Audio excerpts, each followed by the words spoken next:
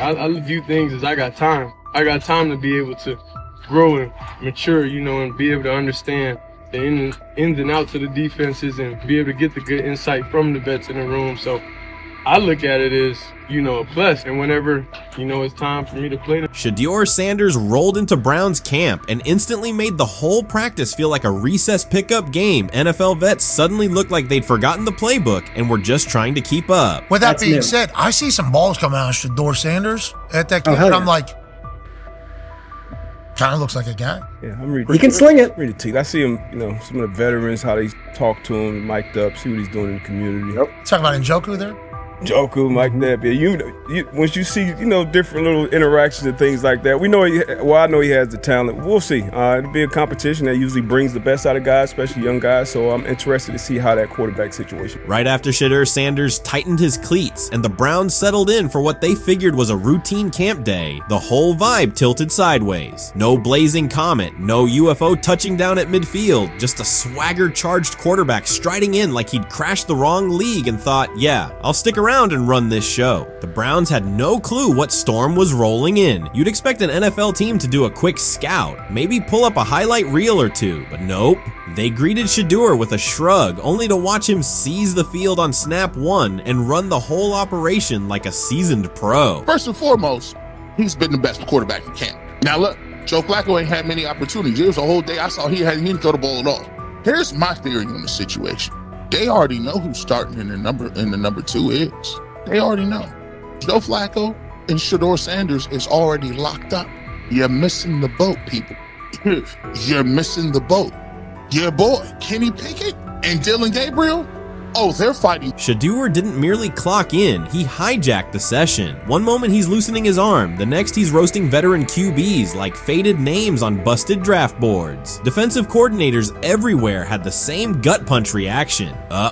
His pocket poise? Straight disrespectful. His timing? Psychic. And every pass left his hand like it was laser guided to its mark. While Shedeur Sanders was slicing up routes, the Browns secondary looked less like an NFL backfield and more like a gaggle of dads sprinting through a Saturday fun run. Big on enthusiasm, short on closing speed. Coaches fought the urge to slam the emergency horn. Players traded wide-eyed, "Are we serious?" stares, and someone even double-checked that a hidden camera crew wasn't about to pop out of the tunnel. But nope, this was pure Shedeur. Half cold-blooded surgeon, half highlight factory. He wasn't dropping a casual "I'm here," he was crafting a masterclass. From the first rep, the tempo changed. Shedeur Sanders accepted the snap with steady footwork, diagnosed the Browns' single high shell, and delivered a tight window seam route that forced the free safety to recover late. Throughout the period, he manipulated leverage with quick shoulder fakes, moved through full field progressions, and released on time from a balanced base, consistently putting the ball on his receiver's upfield shoulder. Cleveland's coverage struggled on multiple fronts. Safeties hesitated between deep half responsibilities and underneath support, creating voids at 15 to 20 yards. Cornerbacks and off-man were caught in trail position when Sanders used rhythm throws on 3-step drops, while those who tried press technique had their inside hand neutralized by his receivers' outside releases. Linebackers widened to match shallow crossers, leaving the middle hook unguarded for pivot routes and option digs. One corner attempted a line of scrimmage jam. Sanders immediately adjusted the route to a back shoulder fade, releasing the ball before the break and rendering the press ineffective. Over the session, he showcased pocket discipline, reclimbing to maintain throwing lanes rather than drifting, and finished with a series of anticipatory throws against cover 2 cloud, fitting vertical outs between the flat and deep half defenders. Sanders' combination of rapid post-snap processing, precise ball placement, and pocket efficiency exposed coverage mismatches at every level and highlighted communication gaps in the Browns secondary. By mid-session, the Browns defensive staff clearly recognized their calls were outmatched. Every adjustment, a roll to cover 6, a simulated pressure, a late rotate to 2 high, was neutralized once Shedeur Sanders confirmed the post-snap picture. Routes that had taken weeks to script were beaten by timing and location. Comeback set at 12 yards broke open before the corner's transition. Slot seam-outs dotted the void between the flat and deep half defender, and boundary receivers beat press with quick hand techniques, receiving distributing the ball before the trail man could recover. Sanders' command was methodical. He used cadence to freeze plug blitzes, re-ID'd the mic when linebackers sugared the A-gaps, and maintained a firm base so he could reset and fire without resetting his feet. His receivers benefited from that rhythm. Top of the stem, eyes back. Ball delivered on their upfield shoulder, allowing immediate transition to YAC. The Browns front tried a late stunt to compress the pocket. Sanders climbed 2 steps, re-spotted the shallow crosser, and delivered in stride, turning a potential sack into a 20-yard gain. What stood out most was how little ramp-up Sanders needed. From his first series, he processed full field concepts at tempo, cycling through progression reads without hitching. The poise under interior pressure, consistency in ball placement, and ability to manipulate zone defenders left the Browns' coordinated disguise packages ineffective and forced them into static coverage by the end of the period.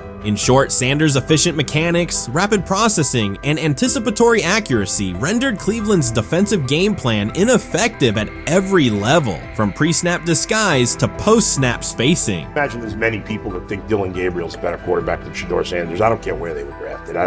If the Browns are the one team that thinks that, then I'm going to suspect it's not true. They don't know what listen, they're I've doing. been on every quarterback evaluation for 30 years. Right. I never root against anybody. Yeah. But I'd be surprised if Dylan Gabriel's ever a legitimate starting quarterback for the Cleveland Browns. I'd be surprised. I just don't think.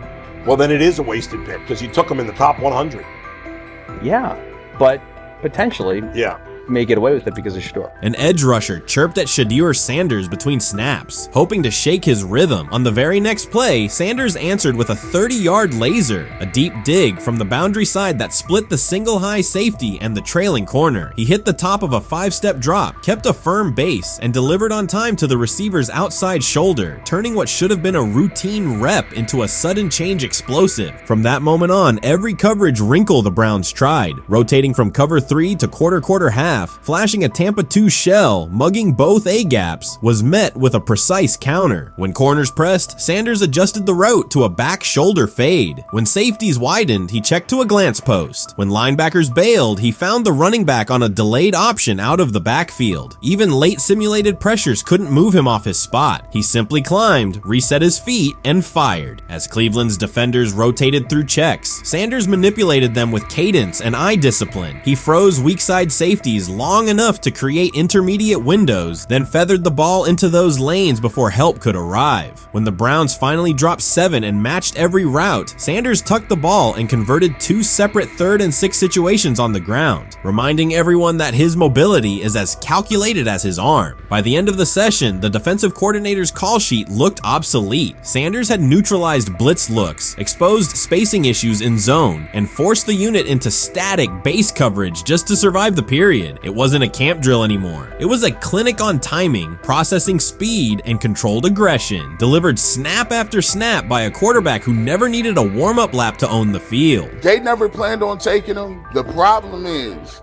like Ocho Cinco said, you got somebody that has endeared himself to the locker room. And guess what? The difference between him and Tim Tebow, the biggest one, is he can play. He can throw the ball. Tim Tebow running around being an H-back. He can throw the ball. And he's done everything he needs to do. He ain't saying nothing. He ain't rocking the boat. He ain't mad about the reps. He ain't mad about none of that. All the people out there want to see is this, like Tyler said earlier.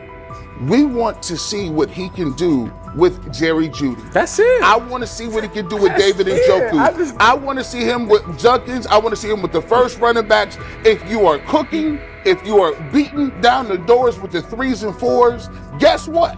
You deserve more. From the first team period on, Cleveland's secondary looked a step slow. A deep third safety hesitated on a post-snap rotation, leaving Shedeur Sanders free to climb the pocket and fire a 22-yard out that arrived before the defender could plant and drive. The supporting cast around him, players fighting for roster spots, not Pro Bowl invites, benefited from his command. Sanders used tempo to control the defensive front, altered protections at the line, and located throwing lanes so quickly that one receiver didn't register the catch until he crossed the goal line. As the Browns tried new personnel groups, coverage busts multiplied. Starters slipped out for hamstring stretches while rookies rotated in, only to find the ball arriving on their blind side before they'd completed a midpoint squeeze. On a later 3rd and long, Cleveland finally closed the interior rush lanes, compressing the pocket with 3 defenders. Sanders pivoted through the traffic, stepped into a narrow escape window, and without resetting his shoulders, whipped a no-look pass to the boundary curl for a fresh set of downs. The throw turned a potential sack into an explosive play and left the coaching staff scrambling for answers. The people who are fascinated by Shedeur for whatever reason, whether it's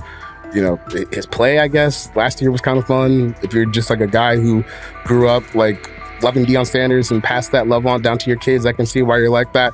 The one thing I will give them is you're looking at this quarterback room. If you're a fan of Shedeur and say, why can't he go beat Dylan Gabriel or Joe Flacco or Kenny Pickett? So I do understand that part of it, right? Because why not? Why couldn't he be the Brown starter in October or November? That looks like a quarterback room where everyone will get a chance to start. What do you think is happening in Browns camp?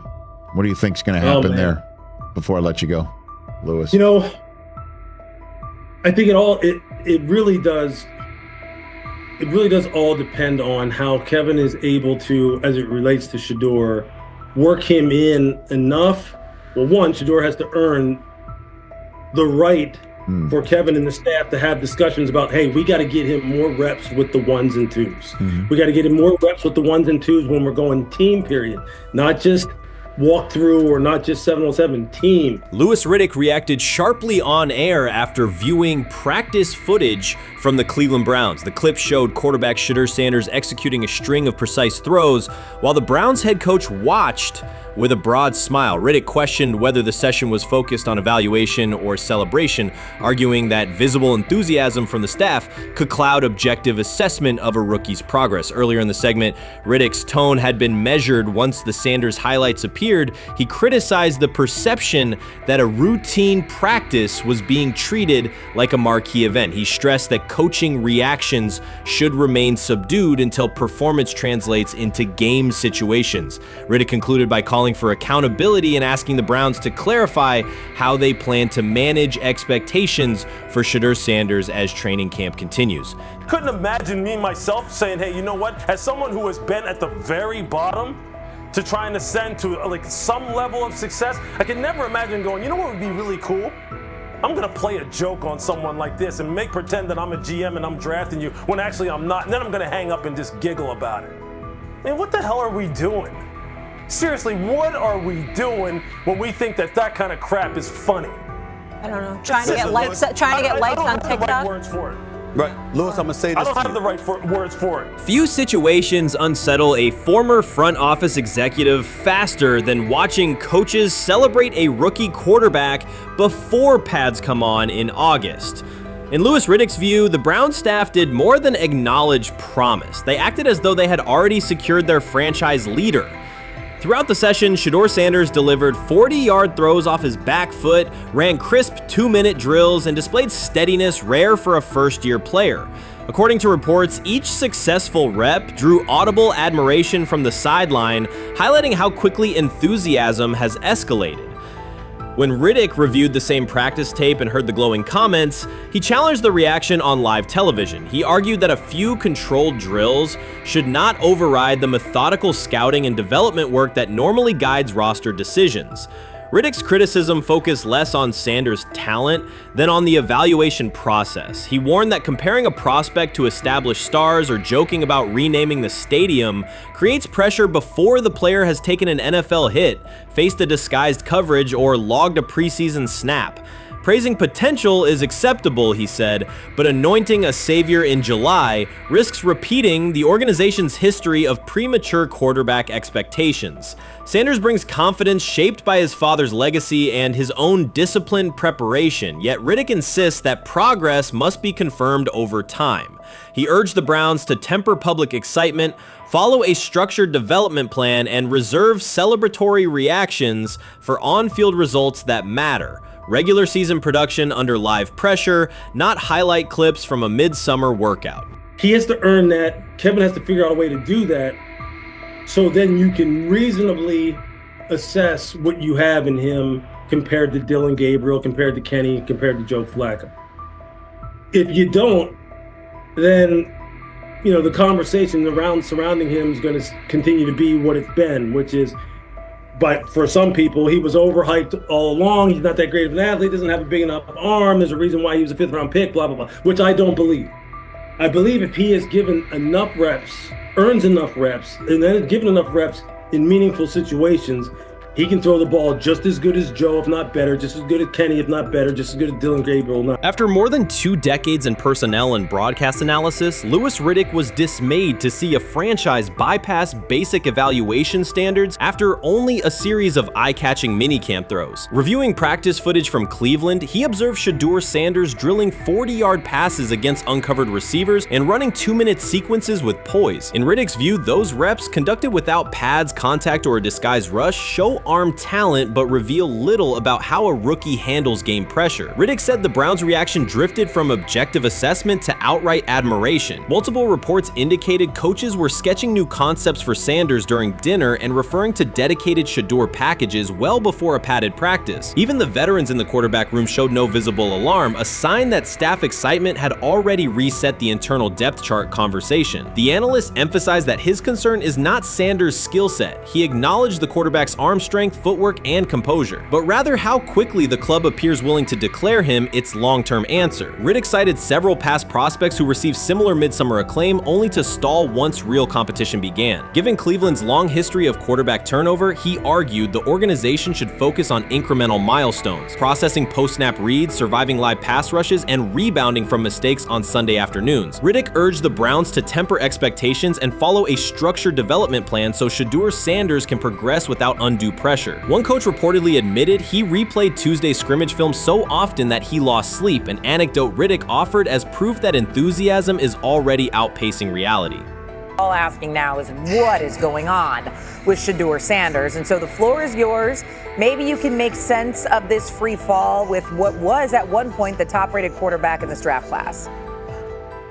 Yeah, see, I think at this point in time, this really isn't a football discussion any longer. This is a personal discussion. This is about it's a fit discussion. It's whether or not teams are just comfortable with everything that comes along with Shedeur in terms of who he is as a person, all the people that are surrounding him in terms of his inner circle, and whether or not teams deem that to be something that they're comfortable with. Right or wrong, that's the only conclusion you can really come to at this point. Louis Riddick voiced an escalating concern during the segment. Having witnessed numerous quarterback setbacks in his career, he worries another may be forming, not because Shedeur Sanders lacks talent, but because the praise around him is growing without restraint. Sanders has simply attended practice, delivered accurate passes, led the huddle, and shown the composure expected of an NFL player. Riddick fears the Browns' reaction, treating routine drills as proof of long-term success, risks setting premature expectations. He cautioned that the organization seems ready to celebrate a franchise savior before Sanders has taken a competitive snap, noting that such early adulation has derailed promising prospects in the past and could impede Sanders' measured development.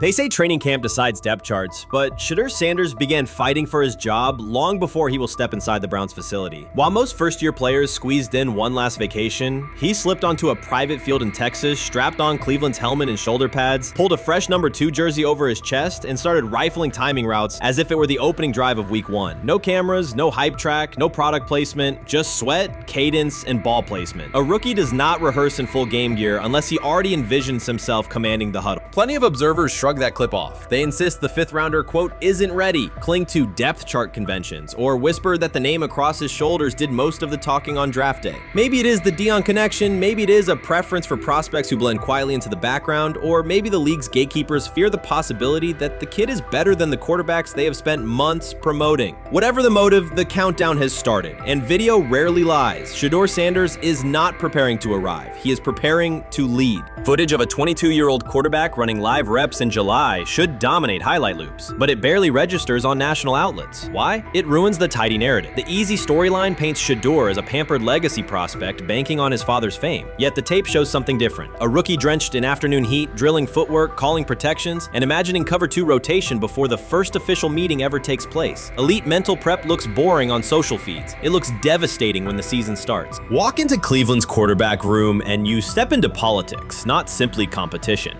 Joe Flacco, a Super Bowl MVP in decline, carries institutional trust. Kenny Pickett, rescued from Pittsburgh's reset, carries hometown intrigue. Dillon Gabriel, the third-round system fit, carries draft capital the staff must justify. And then there's Shedeur, the lightning rod whose presence alone spotlights every bias in the evaluation process. Coaches frame it neatly. Rookies must wait their turn. The truth is less polite. Practice snaps are currency. Perception is elastic, and early allocations already favor Pickett and Flacco. It is the oldest playbook in the league. Lock vets into the headline roles before pads even crack. Then let repetition shape reality. Sanders refuses to cooperate. He is not a fourth-string camp arm. He has engineered game-winning drives under national scrutiny, operated against live blitz looks most prospects never face, and more than any quarterback in the room, documented his own offseason obsession. No social media rollout, no brand consultant, just pads, cleats, and an unlit practice field. If his last name were Smith,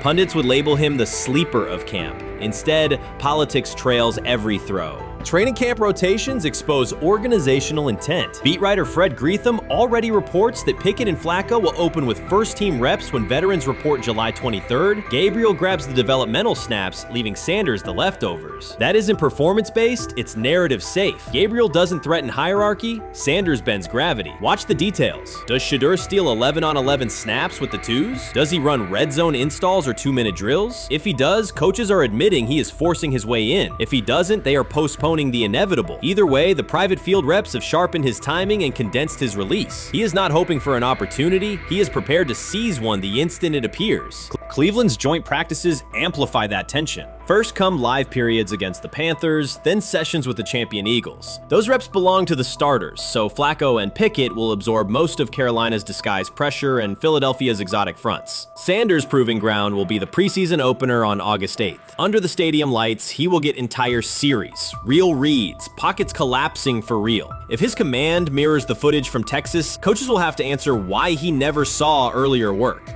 Reps are scarce. 10 padded practices separate veteran arrival from game 1. Even an even split, something that never happens, would hardly suffice. Instead, the staff will funnel snaps toward the comfortable choices. That strategy can bury a rookie, but it can also spark an eruption when limited opportunities turn into highlight drives. One flawless touchdown march in the second half of a preseason game, and the dog pound will chant his name. Then the staff's narrative control evaporates. Criticism of Sanders has never matched the scrutiny applied to his peers. Analysts nitpick a ball pat, a foot angle, a pump fake, Pickett's inconsistency, Flacco's diminishing velocity, Gabriel's college system crutches. Discuss politely, if at all. With Shedeur, the critiques arrive as coded doubts. Does he rely on the family brand? Is he coachable? Can he stay humble? That double standard is as old as the league's resistance to outspoken black quarterbacks. Add Deion's unapologetic persona, and each Sanders rep becomes a referendum on establishment comfort levels. Shedeur answers not with rebuttals, but with work. Work captured in silent footage more deafening than any debate show monologue.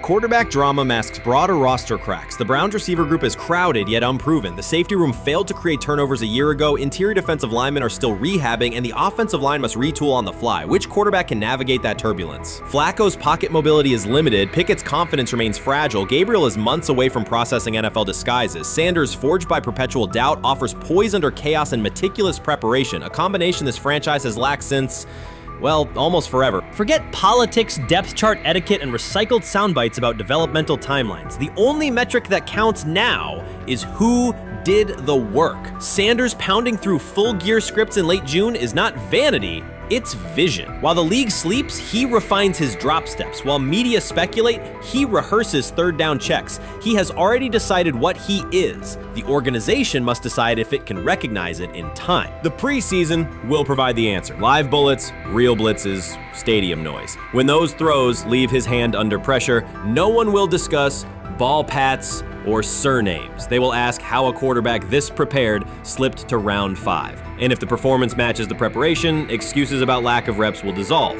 It will be production against perception, and Shedeur Sanders has been producing where no one could see. Ready is the wrong word. He has been ready. Urban Meyer's roster history underscores the absurdity. Meyer coached Aaron Hernandez, whose off-field crimes are well documented, along with other players entangled in assaults, academic misconduct, and more. Yet Feinbaum singled out Newton, a national champion, Heisman Trophy winner, and NFL MVP, as the worst. This selective condemnation is not new. When Deion Sanders recently suggested implementing an NIL salary cap to restore competitive balance, Feinbaum dismissed the proposal and called Sanders a hypocrite rather than engage with the substance. The pattern repeats. Feinbaum routinely targets Cam Newton, Deion Sanders, Jameis Winston, Lamar Jackson, outspoken black athletes and coaches, while extending grace to figures such as Nick Saban, Kirby Smart, Dabo Swinney, or Tim Tebow under similar circumstances. Newton is no longer content to remain silent while others distort his story. In response, he laid out an accurate chronology, highlighting facts the commentary networks rarely repeat. One long-standing myth is that Newton was expelled from the University of Florida. He was not. Tim Tebow held the starting job unchallenged, and Meyer had no intention of displacing his star. Like thousands of athletes each year, Newton transferred to find a place where he could play. The move was strategic, not disciplinary. He is with 3-2-2-5-3-17 to transfer to and Moorbeck. Meyer was. Critics habitually resurrect the 2008 laptop incident to tarnish Newton's entire career. Newton has acknowledged the mistake, but its relevance is overstated. The incident did not prompt his transfer, nor did it derail his trajectory. After leaving Florida, Newton enrolled at Blinn College, a Texas JUCO powerhouse, and led the Buccaneers to a national championship while posting dominant statistics. That performance earned him the opportunity to transfer to Auburn. At Auburn, Newton produced one of the most extraordinary single seasons in collegiate history. More than 4,000 yards of total offense, 50 combined touchdowns, an SEC title, a national championship, and the Heisman Trophy. Achievement compressed into a single year under intense scrutiny. Even that landmark season is recast by Feinbaum as a cautionary tale. He claims Newton ignored head coach Gene Chizik by diving for a goal line touchdown when told to kneel, jeopardizing the game. In reality, Newton explained that the decision was a collective adjustment made in the huddle after reading the defense, while Auburn still held timeouts. The Tigers maintained control and secured the championship. Portraying that moment as reckless serves to recast Newton's success as selfishness rather than leadership. Feinbaum's approach to Sanders reflects the same dynamic. When Sanders urged a structured NIL ceiling to protect athletes and stabilize rosters, Feinbaum immediately labeled him hypocritical. Yet when Saban or Swinney voice identical concerns, Feinbaum frames them as thoughtful guardians of the sport. The inconsistency reveals that the determining factor is not the argument but the identity of the speaker. Unapologetic black leaders who control their narratives, challenge entrenched hierarchies, and Feinbaum's commentary often functions as a check on that influence. Newton countered Feinbaum's latest attack with a concise statement. "You're lying, Paul. Please stop." Behind those words lay a broader indictment of the media machinery that weaponizes half-truths. By calling Newton the worst player Meyer coached, Feinbaum was seeding doubt among fans, front office evaluators, and future historians. Newton, now an established media presence and entrepreneur, no longer depends on traditional outlets to correct the record. He reminded audiences of 3 essential truths. He departed Florida on his own terms, he led Auburn with support from coaches and teammates, and he captured every major accolade available in college and professional football without conforming to prescribed expectations. An unspoken rule lingers in American sports discourse. Black athletes may excel, but must do so quietly, gratefully, and without highlighting systemic inequities. Newton broke that expectation early by celebrating with unreserved joy, answering questions candidly, and refusing to minimize his personality. For some commentators, that confidence is reinterpreted as arrogance. Feinbaum's repeated attempts to undermine Newton follow a familiar script of policing behavior rather than analyzing performance. Yet, legacy rests not in a pundit soundbite, but in tangible achievements and public memory. Newton's resume, Heisman winner, national champion, NFL MVP, speaks for itself. Millions of fans witnessed his impact on Saturdays and Sundays. Countless young quarterbacks saw someone who looks like them redefine the position's possibilities. The same is true for Sanders, whose player-first coaching philosophy and media savvy continue to influence college football's direction. Feinbaum's commentary cannot erase these realities. Newton, Sanders, Winston, Jackson, and others have already secured their places in football history. By publicly confronting misinformation, Newton set a precedent for athletes who now possess the platforms and technology to present their stories unfiltered. The microphone no longer belongs exclusively to legacy broadcasters. Newton holds it now, and he intends to keep it. a decisive shift that reduces the gatekeeper's influence and ensures that accomplishments are judged on merit rather than narrative manipulation. Rich Eisen addressed the armchair analysts and online critics head-on. Shedeur Sanders just received his opportunity, and the backlash arrived immediately. Eisen responded with a clear, point-by-point case explaining why the criticism misses the mark. If you thought Shedeur's rise was rapid, Eisen's analysis puts it in proper context. Here's what he laid out on air. Already speaking in Cleveland high schools. Weekend after, flying out immediately to get to work. But his character's terrible, right? You know, and listen, oh, he interviewed bad, you know. According to who? The New York Giants? No offense, Bert. The same New York Giants that gave Daniel Jones a huge contract and let Saquon Barkley out the door, that's the intel we're trusting here? That was for him to celebrate. He just made, I mean, look, he put in work in college. He had the privilege of being coached by his father, which we all would love and do. Turned around not one but two programs in college football, and then literally for any athlete, being drafted at the highest level is a success story in itself. Rich Eisen delivered a direct response to the critics. He addressed the online claims reducing Shedeur Sanders to Deion Sanders' son instead of evaluating him as a quarterback on merit. Eisen challenged those assumptions and refocused the discussion on performance, preparation, and opportunity. Say Kenny Pickett had strained his hamstring. Shedeur, they say his first day in pass, 9 for 9, 2 touchdowns, no interceptions. Really was just hating on this young guy. Within minutes, Rich Eisen delivered a structured breakdown, addressing each claim with evidence and dismantling weak narratives through clear analysis. He replaced speculation with data and kept the focus on what matters: decision-making, accuracy, leadership, preparation, and game management. The reality is simple. Shedeur Sanders was not given this opportunity. He earned it through performance and consistency against real competition. He accepted the role, met the standard, and handled the moment with professionalism and urgency. No shortcuts, no favors, just results and readiness. Eisen's point was direct. Evaluate Shedeur on his work, not assumptions, and acknowledge that he has justified the opportunity on the field. I've done it at 2 locations already, so it's simple.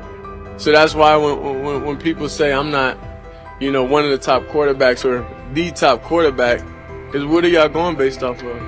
Because I did it year after year after year, and you see the progression.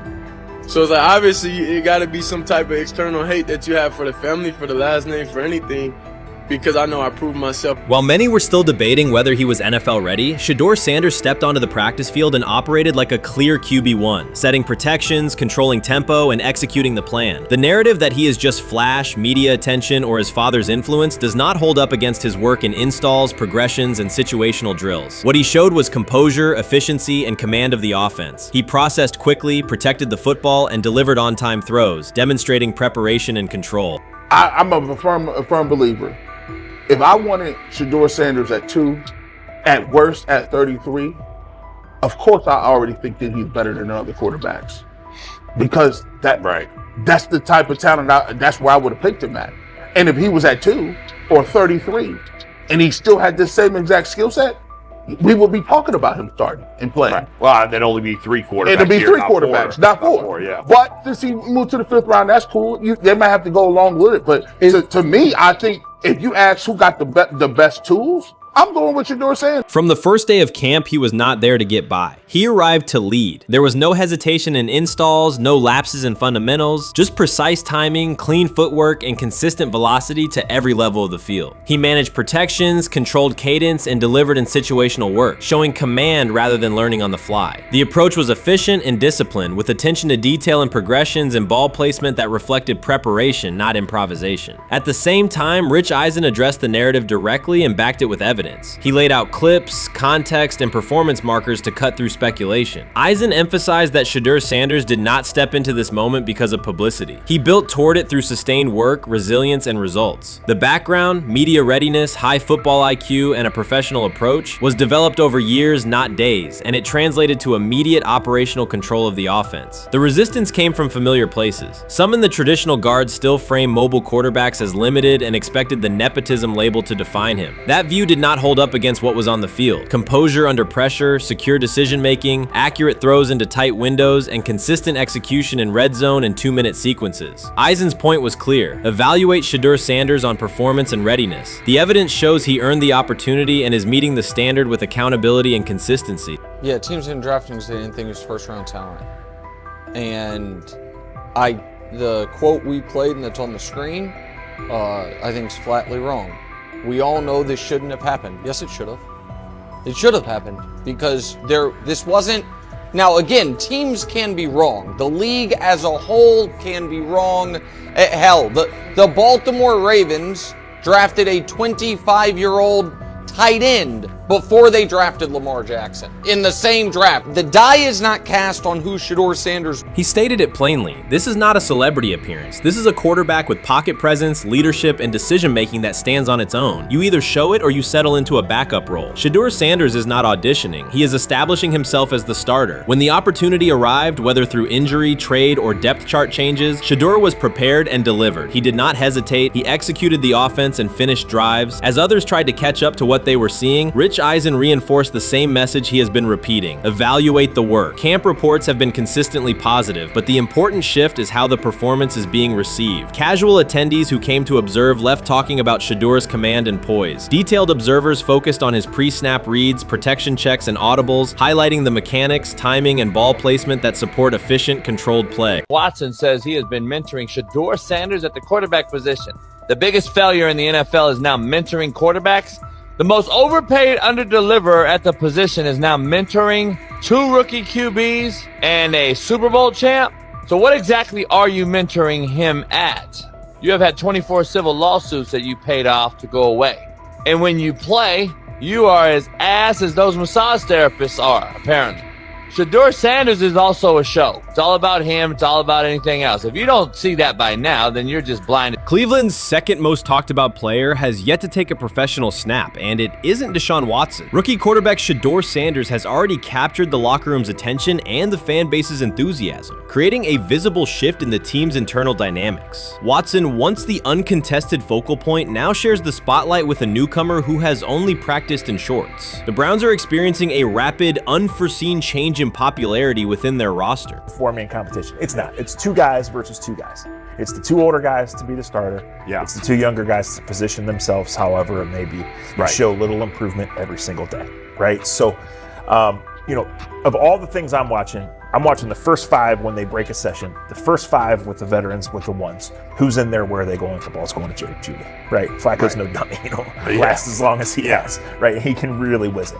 But as we go on, I want to watch these guys because they probably just got plays installed Tuesday and they're out there running on Wednesday. Shedeur Sanders arrived in Cleveland and immediately commanded attention. The rookie has yet to take a preseason snap, yet the energy around him inside the building and across social media eclipses what many veterans receive in an entire season. Fan enthusiasm is so strong that Deshaun Watson's jerseys are already drifting toward the clearance rack at the team store. In a matter of days, Sanders has become the roster's second most popular figure, while Watson watches his once secure QB1 status and public approval shrink by the hour. Shedeur or Deshaun? Who do you want as your quarterback next year?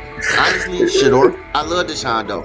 Like, I don't understand all the hate for Deshaun. You get hurt and you get booed, bro. That's foul. That might be the foulest I ever seen. The Browns' social media staff posted a single candid photo of rookie quarterback Shedeur Sanders releasing a warm-up throw, and the response was immediate and overwhelming. Fans saturated timelines with edits of themselves alongside him, while Deshaun Watson's routine practice reps drew comparatively little notice. Although an official Sanders jersey has not been released, unauthorized versions are already moving at a pace that exceeds merchandise sales for several other AFC North teams. The surge in interest marks one of the most intense fan reactions Cleveland has experienced in recent memory. The excitement surrounding Shedeur also triggers a wave of criticism. Veteran analysts, anchored in a 1980s mindset, question whether his style will translate into lasting success. They focus on his NIL earnings, social media presence, and visible confidence, arguing that the image overshadows substance. To them, outward self-assurance appears to be a distraction rather than a competitive asset. Even a simple smile or brief display of personality is cited as evidence that he lacks the measured discipline they expect from a starting quarterback. Critics claim Shedeur Sanders is notable only because of his father, overlooking the performance he delivered at Colorado. Many of those same observers ignored the Buffaloes until Deion Sanders made national headlines, yet they now question whether his son has earned the attention. They want rookies to keep quiet, carry clipboards, and wait 2 seasons before challenging for a starting role. Sanders is disregarding that script from the moment he arrived. His presence has already turned Cleveland's quarterback discussion into a genuine 2-man competition before a single preseason snap. Deshaun Watson maintains publicly that the situation does not concern him, but it is hard to believe the pressure is not real. A fully guaranteed contract protects his paycheck, not his standing in the locker room. Sanders, meanwhile, is translating charisma and early momentum into tangible influence with teammates, coaches, and fans, reshaping expectations for who will lead the Browns on opening day.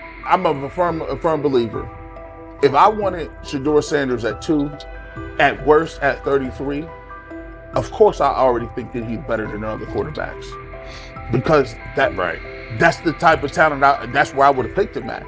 And if he was at 2 or 33, and he still had this same exact skill set, we would be talking about him starting and playing. Right. Well, there'd only be 3 quarterbacks. It'd be here, 3 not quarterbacks, 4. not 4. Yeah. But since he moved to the 5th round, that's cool. They might have to go along with it. But to me, I think if you ask who got the best tools, I'm going with Shedeur. Shedeur Sanders has not taken a single professional snap, yet discussion about him has split NFL social media into 2 camps. One side already argues he should start immediately. The other worries about what that means for veteran quarterbacks like Deshaun Watson. Reporters now line the perimeter of Browns camp, scrutinizing every inconsistency in Watson's spiral and every precise throw from Sanders during drills. Each well-placed pass is clipped, posted to TikTok, and captioned as evidence of a future QB1. Cleveland is no stranger to quarterback drama, but this situation is different. Rather than cycling through another unproven starter, the franchise is dealing with a rookie who entered with more polish, public attention, and perceived readiness than most first-year players. Fans chant Sanders' name before he has appeared in a preseason game, while the established starter works to maintain his relevance. The atmosphere is not yet a full controversy, it is a countdown. Traditional analysts insist on the importance of experience and respecting the process, yet Sanders is progressing on the timeline set by the supporters who already view him as the next leader of the offense.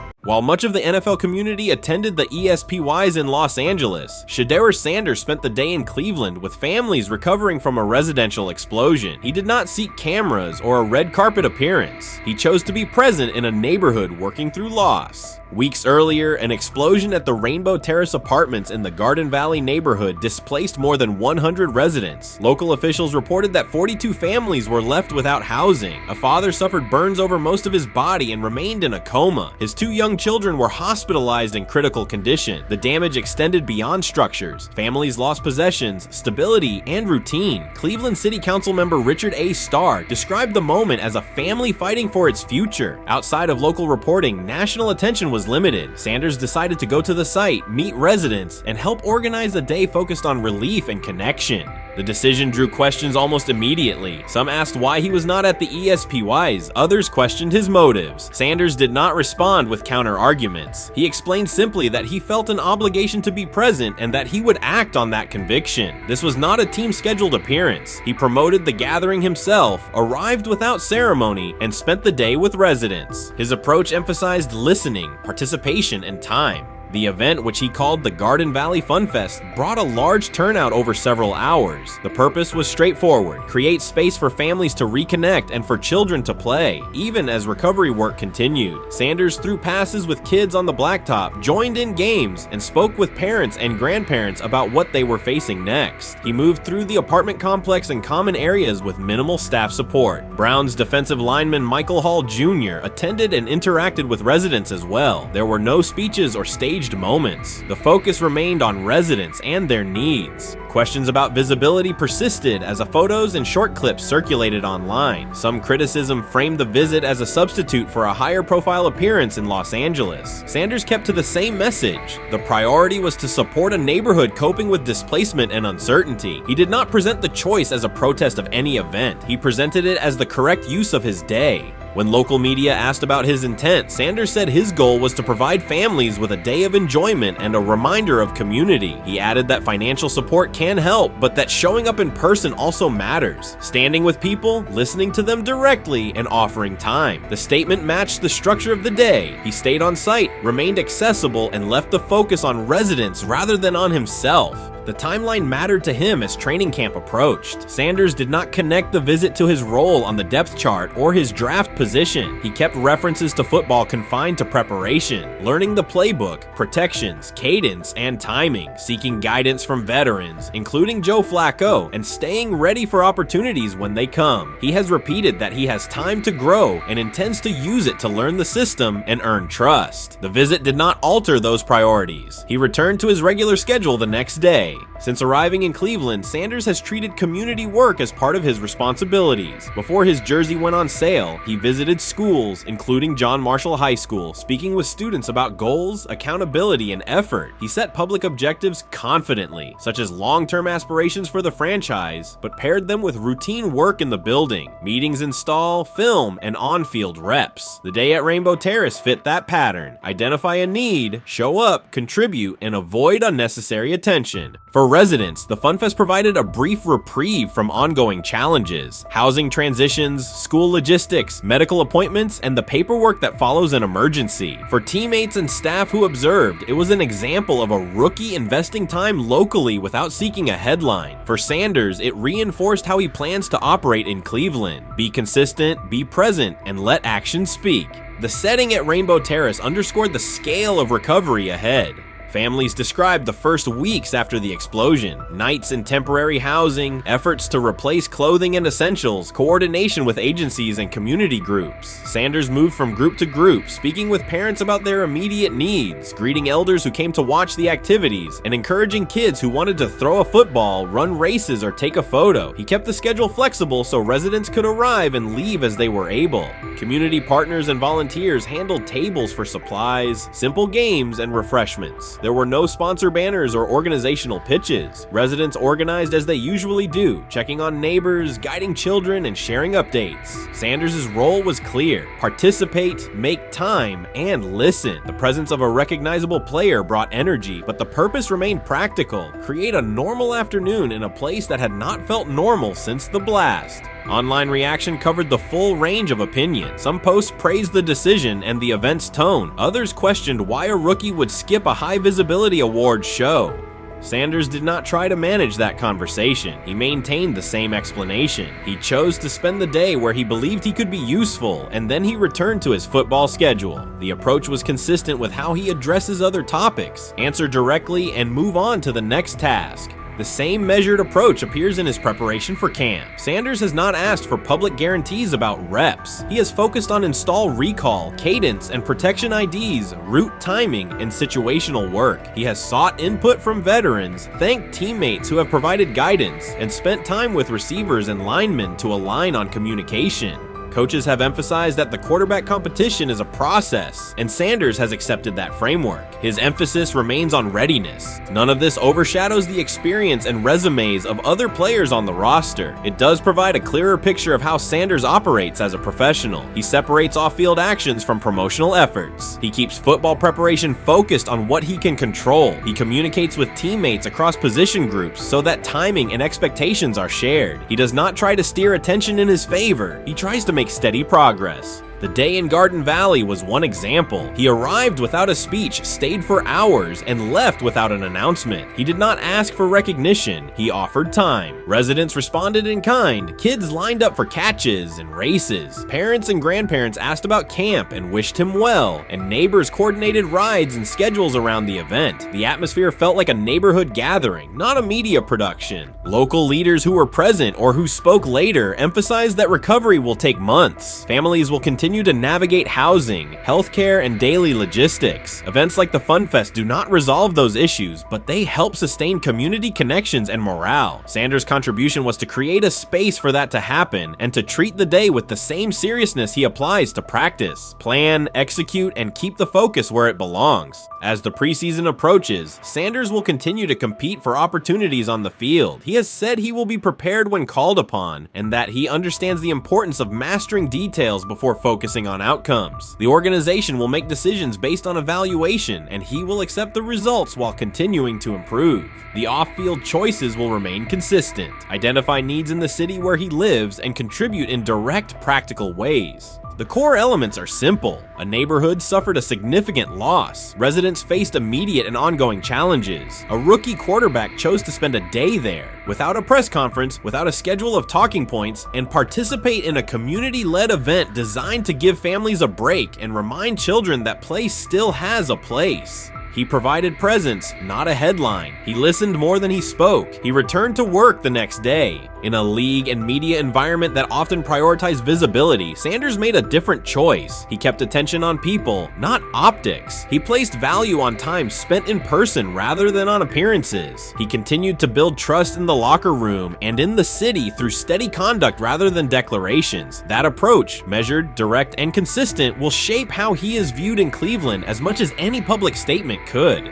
The outcome of his football career will be decided on the field by installations learned, reads made, throws delivered, and games played. The outcome of his role in the community will be measured by smaller, quieter moments. Afternoons like the Fun Fest, school visits, and unannounced stops where listening matters more than being seen. For Cleveland residents at Rainbow Terrace, the takeaway from that day was straightforward. Someone who represents their team showed up, stayed, and participated without fanfare. For Sanders, it was the same. Do the work in front of you, whether that is a practice period or a neighborhood event, and keep the focus on the people who are affected most. The 2025 NFL Draft was expected to be Shedeur Sanders' moment. Many projected him as a top 10 talent and a headline quarterback in one of the most discussed college football storylines in years. Instead of walking across the stage on the first night, he waited through 3 days without a call. There was no celebration, only silence. When the phone finally rang at pick no. 144 in the 5th round, it was the Cleveland Browns. With that selection, the financial outlook changed dramatically. The Sanders family believes this was not a typical draft slide, but the result of coordinated action. They are pursuing a $100 million lawsuit alleging collusion across parts of the league. In the months before the draft, Sanders was consistently discussed among the top quarterbacks in the class. Television and digital analysts praised his poise, accuracy, leadership, and command. Scouts highlighted a 74.1% completion rate, record-setting stretches at Colorado, and his rise from an HBCU star to a national figure. Consensus expectations placed him in the first round or early second. Draft night unfolded differently. As picks accumulated, there was little indication that his name would be called. The atmosphere at his private gathering shifted from anticipation to doubt. When the Browns selected him late on day 3, projections for his first contract dropped from an estimated range in the mid $30 million to approximately $4.6 million, with corresponding reductions in likely endorsements and long-term positioning. According to Deion Sanders and others close to the family, this was not about performance, injury, or conduct. They argue it was coordinated. Attorneys were contacted immediately. The allegation is straightforward. Sanders' value was suppressed intentionally. The family's position is that this was a calculated decision within parts of the league, not an isolated set of evaluations. The legal claims focus on communications that, if authenticated, could be significant. Internal emails, text messages, and owner-to-owner conversations. The family's representatives contend that these materials show a deliberate effort to avoid drafting Sanders in early rounds based on perceived image concerns rather than football merit. One message reportedly under review framed the decision in branding terms. Drafting Shedeur would mean inheriting the Prime brand. The complaint asserts that this view led some teams to discourage others from selecting him unless necessary, not for film-based reasons, but to avoid perceived attention and external pressure tied to his family's profile. A related thread involves speculation about team fit and willingness to play for certain franchises. Past public comments by Deion Sanders were interpreted by some as signals of an Eli Manning scenario. The family's view is that these were strategic statements, not ultimatums. They argue that rather than engage in discussion, teams chose a passive approach, no direct rebuttal, reduced contact, and a collective reluctance to invest a premium pick. If phone records and written communications corroborate coordination, these items could become central exhibits. Media tone shifted as the draft neared. Coverage that had emphasized production and leadership began highlighting intangibles, interviews, and perceived coachability. Anonymous sourcing appeared in multiple outlets, with claims that Sanders skipped combine drills out of arrogance, bristled at film critique, or told one club, "Maybe I'm not the guy for you," after a tense session. A widely cited line, "Nobody wants a celebrity backup quarterback," was voiced by Colin Cowherd and circulated as shorthand for risk. The Sanders legal position is that these narratives did not arise organically, but reflected a coordinated leak pattern that undermined his market value. The family's contention is that this was primarily about control and compliance rather than football ability. They point out that Sanders did not fail a drug test, was not suspended, and did not produce poor athletic testing. His college resume included elite stretches and significant program elevation at 2 stops. The legal claim asserts that the league's power structure resisted a high-profile player aligned with a high-profile parent coach and an independent media presence. The allegation is that teams sought to avoid the perceived complexity that would come with selecting him early. The financial impact is a core component of the damages claim. Had Sanders been selected late first or early second round, projected 4-year compensation would likely have fallen between $30 to $35 million, with immediate access to higher tier endorsement opportunities and the brand leverage that accompanies a franchise quarterback designation. As a 5th round pick, the initial contract value is a fraction of that total, and associated off-field opportunities are typically narrower. The suit reportedly seeks not only lost salary, but also the broader economic value linked to draft position, sponsorships, licensing, and the visibility that accelerates an early career trajectory. The filing's scope, as described by sources close to the family, extends beyond the league office. It may involve media outlets, scouting firms, and specific executives if discovery shows coordination or materially false statements that affected value. The argument is that the draft slide harmed not only Shedeur, but also the broader Sanders brand, affecting perceptions of Deion Sanders as a recruiter, coach, and public figure. The family's view is that narrative construction around brand risk and celebrity backup produced a measurable economic and reputational loss. If a court authorizes discovery, the process would likely compel emails, internal draft notes, and message archives from teams and third-party intermediaries. Subpoenas could be served on media organizations for sourcing records related to anonymous quotes. That level of transparency would be unusual and could reveal how information flows during pre-draft periods. The legal theory moves beyond a single player's evaluation to the draft's integrity, whether owners or executives acted in concert to reduce a prospect's value for reasons unrelated to football performance.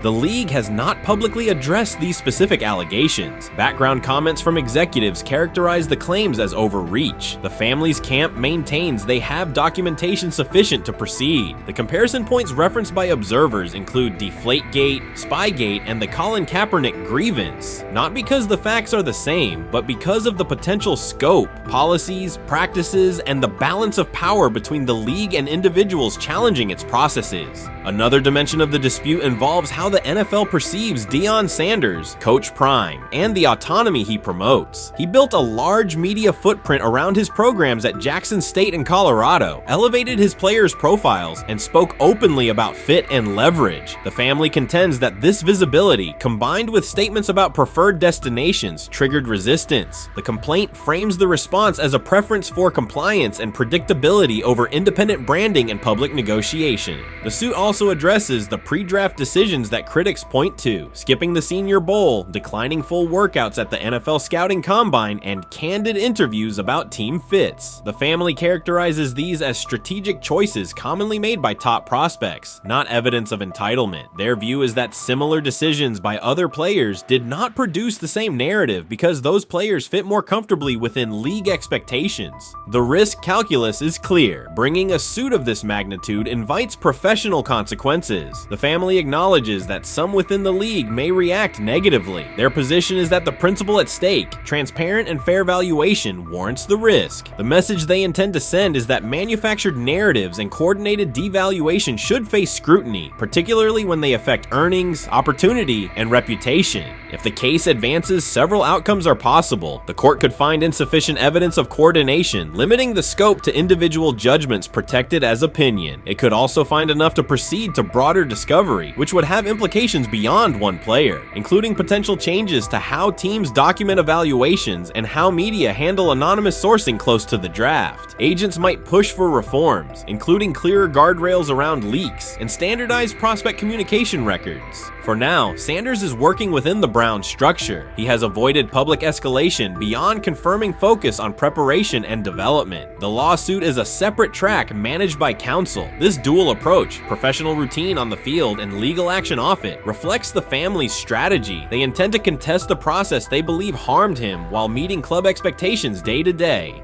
The core allegations remain consistent across their statements. A talented quarterback saw his draft value suppressed by coordinated behavior tied to branding concerns and public positioning rather than football merit. Media narratives amplified that shift, and the result was a substantial, quantifiable loss. The remedy sought includes compensation and a measure of accountability that could deter similar conduct. Whether the claims are ultimately proven will depend on documentation and testimony. If emails, texts, and call logs substantiate coordination, the impact could be significant, prompting policy review around pre-draft communications and media engagement. If not, the case may narrow to disputes over opinion, perception, and the gray areas of scouting. Either way, the filing signals a willingness to confront entrenched practices and to test in court how far the process extends beyond film and interviews. This situation has moved from speculation to litigation. It addresses control, image, and power in a system that influences careers and compensation. It also underscores how public narratives can shape market outcomes. Sanders' path now has two tracks: earning opportunities on the field in Cleveland and seeking redress off the field for what the family views as an avoidable and orchestrated loss. The questions at stake are larger than one draft slot. They touch on how the league values independence, how information is weaponized, and what recourse exists when a player believes the evaluation moved from football to optics. The answers will emerge through practice reps and, potentially, through discovery and a courtroom record. Honestly, guys notice it more when you're out winning games, right? If Cleveland starts off in a bad start, they're not doing well, and all of a sudden Shedeur or Dillon Gabriel are doing well in 7-on-7, they're throwing dimes, and practice drills, the number one defense can't stop them.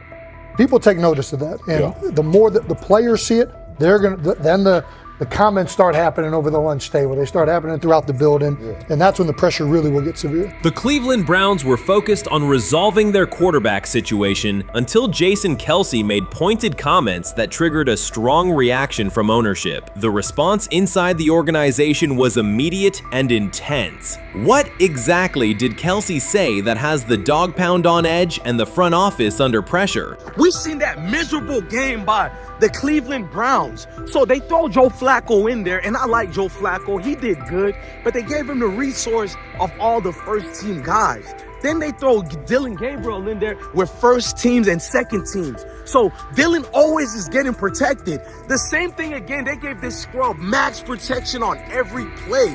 Yeah, he completed some passes, but let's talk about his mistakes. He's still inconsistent with his throws, but he at least had max protection. The Cleveland Browns continue to be defined by inconsistency and avoidable setbacks. Even as fans hoped the organization had turned a corner, Jason Kelce, fresh off retirement, offered a direct critique that reignited doubts about the team's direction. His remarks implied the franchise's structure and decision-making remain unstable and recent progress may not hold. The takeaway for leadership is straightforward: identify core issues, align on a coherent plan, and execute with discipline. For supporters, it's another sign that the problems run deeper than a single season. They throw Shedeur Sanders in there with the lowest cab drivers you couldn't even get on 5th Street.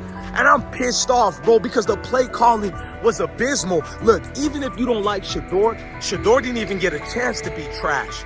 Even if you think Shedeur is garbage, he didn't even get a chance to be garbage. That's how awful the offensive line was. Kevin Stefanski still doesn't want to give Shedeur second strings and first strings reps. Why is that? Browns ownership's response shifted from measured to urgent. The pattern is familiar in Cleveland. The team once treated Johnny Manziel as a franchise solution, retained Hugh Jackson for a second year despite results, and invested heavily in Deshaun Watson through a costly trade and contract. These decisions reflect aggressive but poorly aligned planning. The outcome has been continued instability instead of sustained progress. That this was the guy that they wanted to start. He's seasoned, he's experienced, he still has a big-time arm, even at his age, and they open with the Cincinnati Bengals. They wanted that experienced guy. He was always going to be the guy. They were not going to start Dillon Gabriel or Shedeur Sanders in week 1. Kenny Pickett had a hamstring injury. It makes it easy to go with Joe Flacco. And the question isn't and wasn't going to be who's the starter in Cleveland. The question is who's going to be the backup in Cleveland? Who's going to be the number 2 quarterback when they open the season against these Bengals. Fans still show up season after season, expecting improvement and bracing for setbacks. The usual pattern has been early optimism followed by a gradual collapse. But last season was different. For a sustained stretch, the Browns looked organized and competitive, resembling a functioning team. Couple days, 3 days until roster cutdowns, how do you feel about that? Do you feel like you belong here on this team?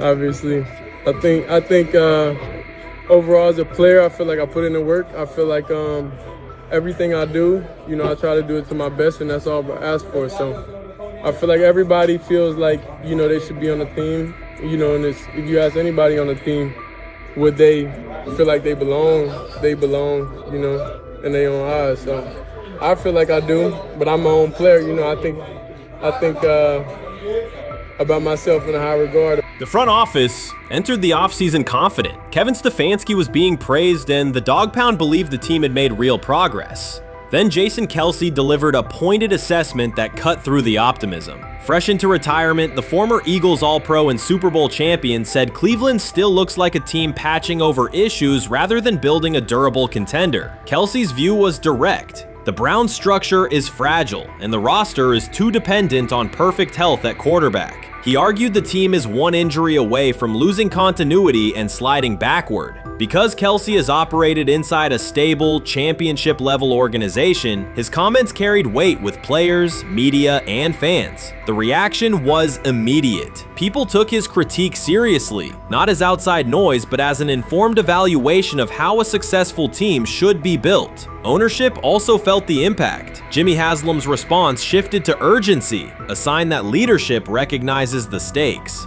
The criticism arrives in the context of prior high-risk decisions, especially the fully guaranteed $230 million commitment tied to Deshaun Watson. Watson has missed time and shown inconsistency when available, and the contract has constrained flexibility. Kelce's remarks highlight why depth, alignment between the front office and coaching staff, and a clear contingency plan at quarterback are non-negotiable. The takeaway is straightforward. Cleveland must convert last season's progress into a stable framework, protect the quarterback, deepen critical positions, and establish a plan that survives injuries and short-term setbacks. Without that, the games that fueled optimism will remain temporary.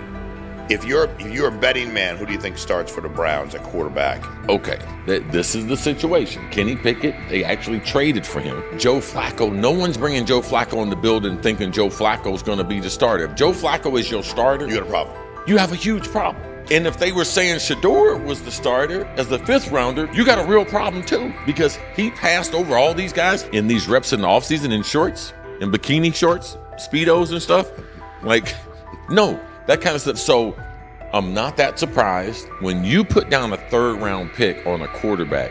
You do believe he has a certain skill set. Jason Kelce stated the obvious. Cleveland committed to a quarterback who hasn't played at an elite level in years, and Joe Flacco's playoff run didn't change the long-term outlook. Ownership appeared more upset that the criticism was public than by the substance of the critique. Many fans agreed. They've seen this pattern before. Rosters age, injuries are inevitable, and when a single contract dominates the cap, one setback at quarterback can undermine the entire season. Kelce's broader point was about structure. The Browns prioritized the high-cost, uncertain starter over depth and contingency. The late-season surge masked issues that remain: limited cap flexibility, thin depth at key positions, and an offense that lacks a credible plan B.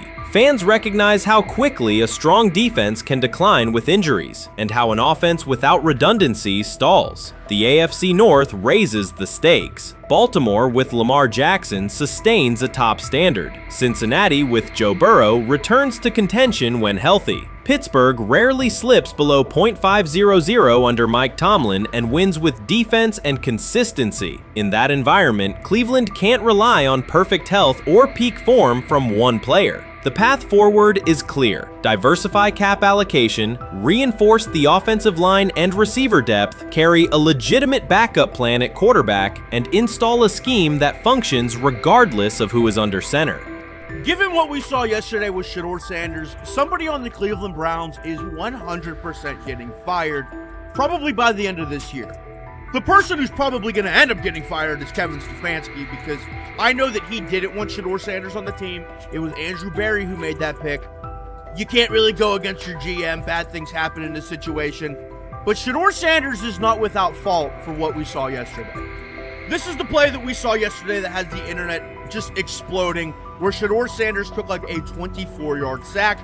Half of the internet is saying that this is all Kevin Stefanski's fault. Cleveland showed progress last season, but the underlying concerns remain. Jason Kelce highlighted them directly. The Browns' long-term plan is fragile, cap-constrained, and overly dependent on perfect health at quarterback. His comments focused attention on structural issues, roster depth, continuity in coaching, and a sustainable offensive approach, rather than a single hot streak. That criticism resonated because it reflected what many around the league already see. Ownership's reaction underscored the sensitivity. Jimmy Haslam has presided over frequent coaching and quarterback changes, and external scrutiny carries weight when it comes from a respected veteran with championship experience. Kelce's remarks reinforce that last year's Joe Flacco stretch was a short-term solution, not a foundation. The team still needs a durable plan that can withstand injuries and inconsistency. The practical takeaway is clear: stabilize the system, diversify cap usage, and build depth at key positions so the offense functions regardless of who is under center. That includes a coherent development pathway for younger talent such as Shedeur Sanders, with defined practice reps, protection, and scheme alignment. Kelce didn't say anything outrageous. He articulated the gap between a brief surge and a credible long-term contender. I have the faith of a mustard seed.